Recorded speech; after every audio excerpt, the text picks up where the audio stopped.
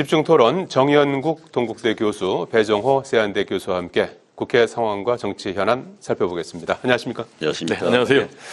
자, 오전에 국무회의에서 쌍특검법, 지역화폐법에 대한 제의안이 이제 의결이 됐습니다. 그래서 이제 대통령이 제가만 남은 상황인데 아마 대통령 거부권 행사가 10월 4일까지 이제 해야 되니까 아마 오늘 빠르면 오늘 뭐 10월 4일까지 이제 하게 되겠죠. 그리고 우원식 의장도 오늘 라디오에 출연해서 이 특검법과 관련해서 국회에서 좀 일정상 10월 10일 지난번에 이제 4.10 총선이 있었으니까 그 김건희 여사 특검법과 같은 경우에 선거법 위반 부분이 있지 않습니까? 그래서 6개월이 공소시효니까 10월 10일까지 이전에 국회에서 처리하겠다.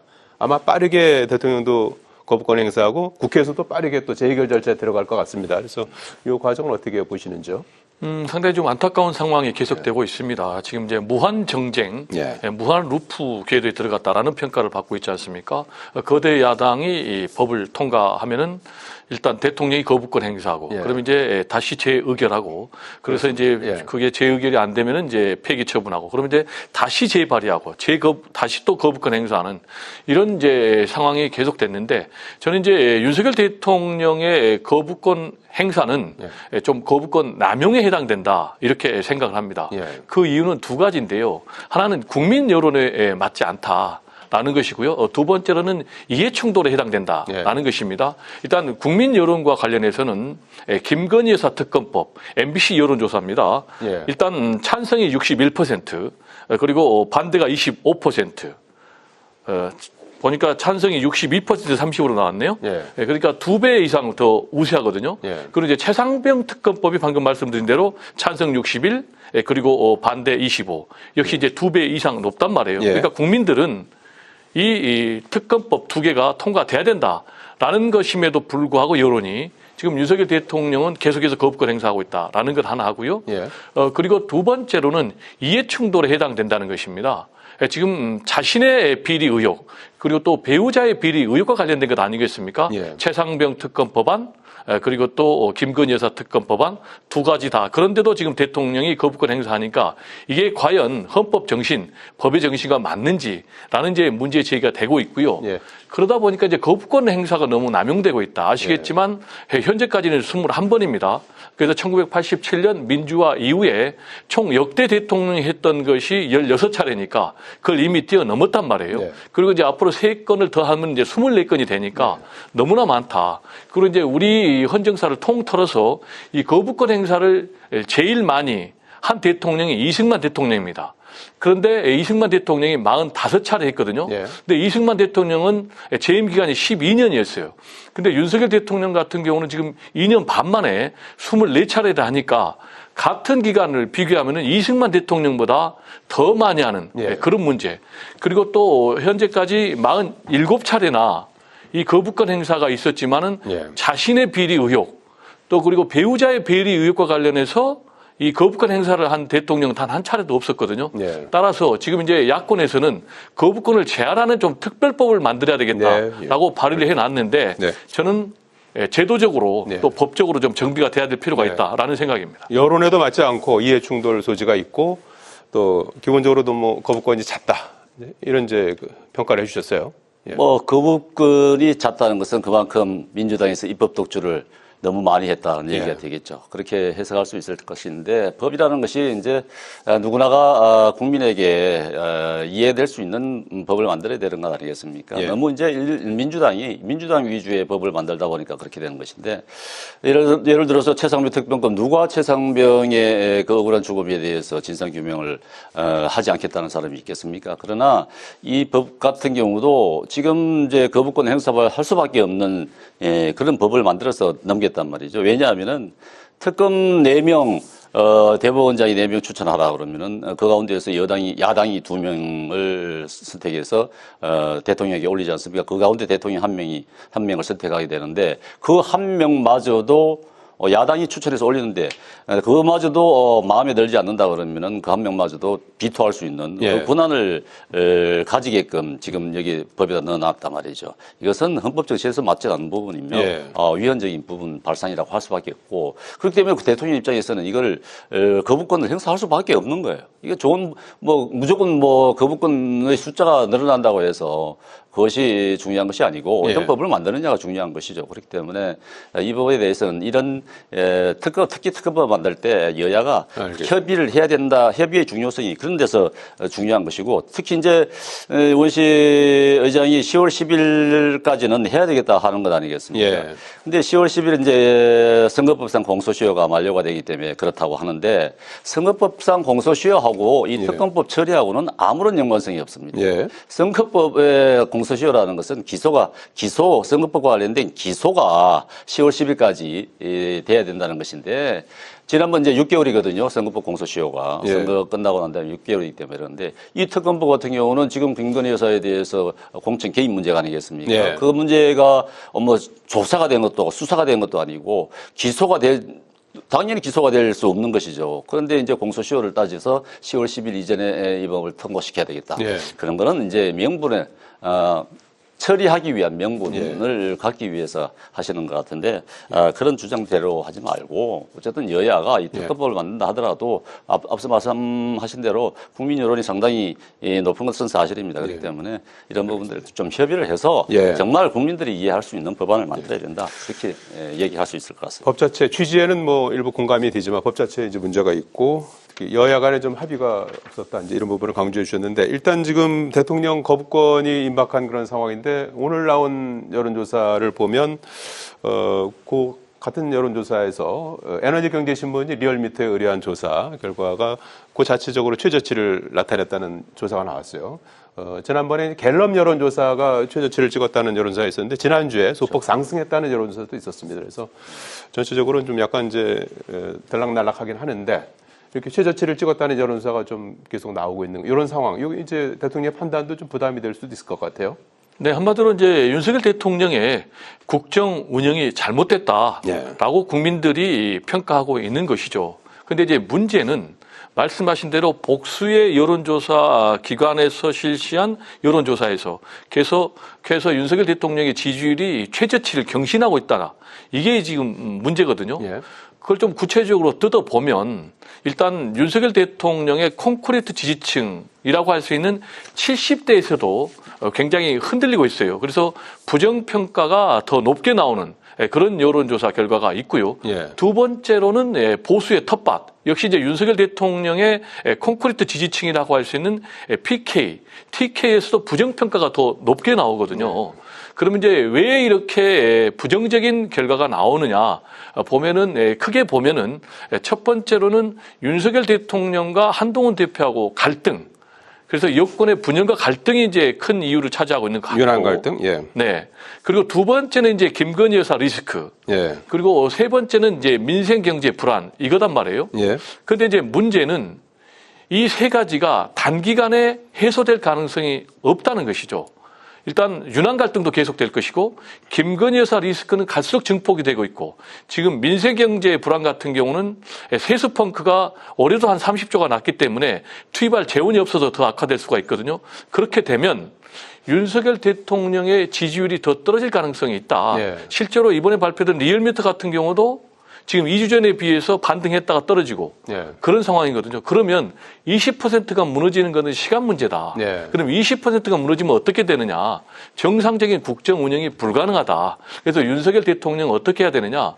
국정 운영을 방식을 전면적으로 바꿔야 된다. 예. 어떻게 바꿔야 되느냐. 두 가지인데 첫 번째로 일단 검찰을 동원해서 야당을 때려잡는 방식으로 아무리 해도 예. 국정 지지율이 올라가지 않는다. 그리고 김건희 여사 리스크는 이대로 두면 안 된다. 예. 그래서 뭔가 근본적인 조치를 취해야 된다라는 알겠습니다. 얘기를 좀 드리고 싶습니다. 일단 대통령 거부권 행사는 거의 유력시되는 그런 상황 아니겠습니까? 그렇죠. 그런데 이제 여론 상황이라든지 이런 부분들을 고려해서 이쯤에 어떤 조치가 좀 취해져야 되는 게 아니냐 이런 지적도 꾸준히 나오는 것 같은데요. 같이 나올 수 있을까요? 어떻게 예상하십니까? 예, 이번 여론조사도 좀 심각하게 받아들여야 된다고 봅니다. 이번 여론조사는 아마 지난번 대통령과 한동훈 대표의 독대 문제가 아마 여론에 상당히 좀 영향을 미쳤을 것으로 생각이 되고 또 이제 김건희 여사 문제도 여론에 반영이 됐을 것으로 생각이 됩니다.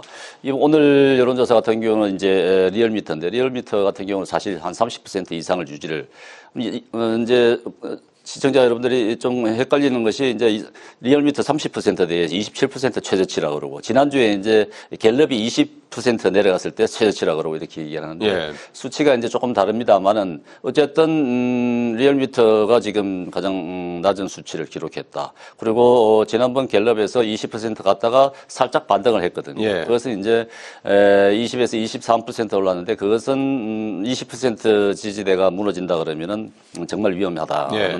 보수 지지층들의 이제 그런 위기감이 반영이 된 것이 아닌가 생각이 되는데 이번 주 이제 또 이런 리얼미터 수치가 이렇게 낮게 나왔다는 것은 대통령실에서 굉장히 긴장한 시각으로 들여다봐야 된다고 생각이 됩니다. 그렇게 받아들이고 알겠습니다. 만약에 어떤 부분이 이런 결과를 낳았느냐 하는 그런 분석을 예리하게 해서 국민들 민심을 어길 수는 없습니다. 민심과 동떨어져 갈 수는 없기 때문에 어떤 민심에 부응을 해야 되느냐 하는 부분을 좀 심도 있게 논의를 해야 될 것으로 봅니다. 알겠습니다. 자, 그리고 이게 이제 국회 차원의 문제만은 아닐 텐데 말이죠. 지금 국회에서 여러 가지 운영이라든지 뭐 이런 부분은 이제 애로점 중에 하나라고 할까? 여야 간의 갈등의 어떤 고리 중에 하나가 방송법 문제 아니겠습니까? 이 방송법, 방통위 이 부분이 사실상 국민들께서 생각하는 것보다 사실 국회 운영에 상당한 그 차질을 빚는 요인 중에 하나인데 의장께서 계속해서 방송사법에 대해서 범국민협의체를 가동해서 해법을 찾아보자. 재헌절 때부터 지금 계속하고 오늘 라디오에 나와서도 또 얘기를 하면서 조금 구체적인 얘기를 했는데 지난주에 제안했다는 거 아닙니까? 여야에다 제안을 했는데 야당에서는 오케이 했고 여당에서는 지금 이준석 위원장 탄핵 상태 아닙니까? 그러니까 탄핵안 절차가 진행 중인 만큼 좀 유보적인 그런 태도를 추경호 대표가 보였다는 거 아니겠습니까? 그래서 이 부분에 대해서 좀 이번 진전된 그런 협상을 좀 할 수 있을까요? 어떻게 보시는지요? 저는 좀 상당히 개인적으로 긍정적으로 평가를 하고요. 말씀하신 대로 민주당의 박찬대 원내대표는 좋다. 즉각적으로 이제 긍정적 반응을 보였고 국민의힘 같은 경우는 지금 유보적인 태도를 보이고 있는데 저는 이 부분에 대해서 동참을 해야 된다라고 개인적으로 생각을 합니다. 왜냐하면 지금 공영방송 지배구조를 개선해야 된다. 라는 그런 의견은 여야 보수 진보 할 수 없이 똑같이 계속해서 주장을 해왔거든요. 근데 문제는 정권만 잡으면은 또 입장을 바꾸는 거예요. 이 또한 보수 진보 여야 할 것 없이 그렇게 해왔습니다. 입장이 바뀔 때마다 그렇습니다. 그래서 이 부분은 우리 정치권이 깊이 반성해야 됩니다. 이거는 보수 진보 똑같이 반성해야 돼요. 여야 똑같이 반성을 해야 돼요. 그래서 이제 지금 우원식 국회의장이 범국민 협의체 구성을 내놨어요.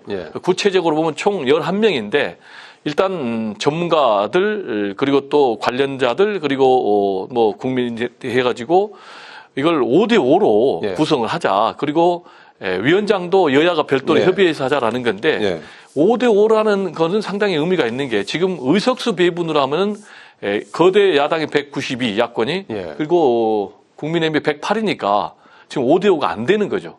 그런데 5대5로 하자는 것 아니겠습니까? 그래서 저는 국민의힘이 손해볼 일이 전혀 없다. 그래서 동참을 해야 된다고 보고 그래서 이제 국회 차원에서 논의를 좀 하고 토론도 하고 그래서 결론을 내고 또 국민들의 의견을 수렴을 해서 지금 국회에서 본회의에서 합의 처리하자는 건데 저는 이게 꼭 해야 된다는 이유가 일단 방송사, 공영방송 지배구조 개선을 위해서도 필요하지만 지금 완전히 대결 정치 아니겠습니까? 그래서 정치가 실종됐기 때문에 이걸 통해서 여야 합의해서 처리해서 좀 정치를 정상화하는 그런 계기로 삼아야 된다. 그런 차원에서 우원식 의장, 지금 열심히 일하는 국회의장이다. 저는 이렇게 평가를 하거든요. 그래서 좀 이 부분이 개인적으로 열매를 거뒀으면 좋겠습니다. 국민의힘은 좀 유보적인 입장이라고 하는데 어떻게 지금 오식 의장이 제시한 안이 예. 이 지난번에 제시했다가 이제 무산된 그런 예. 안하고 똑같습니다. 달라진 건 하나도 없는데 예. 뭐 범국민 협의체 구성 당연히 중요합니다. 좋습니다. 그리고 공영방송의 지배구조 개선 우리 특히 이제 방송을 종사하는 사람들 누구나가 다 동의를 하고 우리 국민들도 꼭 개선이 됐으면 좋겠다고 누구나 다 희망하는 부분입니다. 예. 그런데 이제 이게 계속 정치권에서 주도를 하다 보니까 어느 한쪽에 힘이 쏠리는 것이 아닌가 하는 그런 불신이 팽배하거든요. 지금 이 방송법과 관련해서는 신뢰가 완전히 바닥이 났습니다. 그렇기 때문에 우원식 의장이 제가 보기에는 아직까지 민주당 쪽에 상당히 좀 기울어진 그런 입장에서 이제 국회도 운영하고 하시는데 우원식 의장이 이 범국민 협의체를 주도한다기보다도 범국민 협의체가 정말 필요한 것 같다 싶으면은 객관적으로 주도할 수 있는 제3의 인물을 내세워 주시는 게 나을 것 같습니다. 예. 제가 개인적으로 생각을 그렇습니다. 예. 그리고 여기에 지금 원식 의장이 말씀하시는 부분은 이제 언론 종사자들, 관련 업계들, 학계 그리고 이제 뭐 노조하고 정치권 이렇게 이제 참여하자 이렇게 그러는데 독일의 최대표나 아예르다나 보면은 지배구조 사정수천 선임 제도를 보면은 정말 지역에서 신망받는 사람들, 신망받는 단체들 이런 대표들이 구성이 되어 있습니다. 우리도 이제 그런 단체들이 있지 않습니까? 그런 정말 그 업계에서 신망받는 대표들 이렇게 이런 분들을 알겠습니다. 정말 정치권과 연관되지 않은 지금 가장 중요한 것은 정치권하고 노조와의 관계를 끊는 것이 방송의 독립입니다. 그렇기 때문에 이런 부분을 정말 사심없이 정파에 치우치지 않고 논의할 수 있는 그런 대표들로 구성되도록 제3자의 이것도 맡겼으면 좋겠다. 어떤 방식이든지 범국민 협의체가 됐든 뭐가 됐든 여기에 대한 어떤 그 짧게 몇 초만 얘기하면요. 지금 우원식 의장이 제시한 안에는 각각 10명씩 추천하고 그 가운데 서로 상대방에 맞지 않는 5명을 배제한다. 배척하는 그런 플러스 거기에 노조는 배제한다라는 안이 담겨 있습니다.